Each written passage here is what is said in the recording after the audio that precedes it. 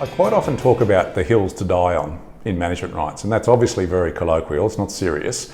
But in a management rights agreement and management rights relationship, there are sometimes times where you've got to take a stand, and there's other times where you should roll over because it's not worth the grief.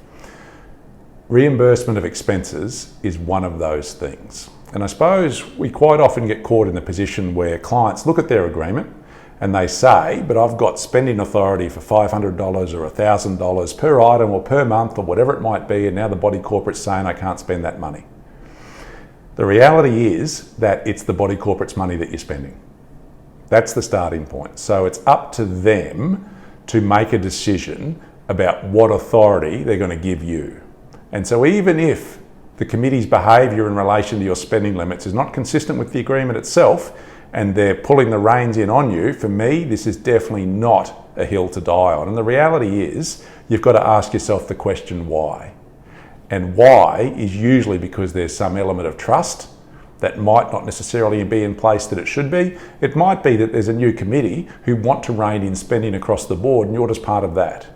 But for whatever reason, the main thing, for me at least, is not to pick a fight with your body corporate about your ability to go and spend $200 at Bunnings without their authorisation.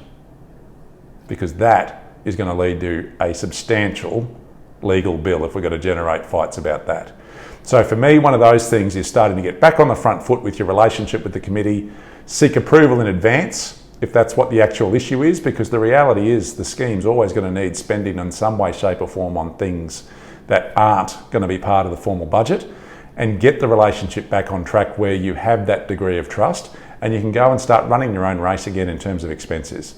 But arguing about what your agreement gives you the right to spend is, for mine, probably 99 times out of 100, not the path to head down. But again, if you need help, please reach out.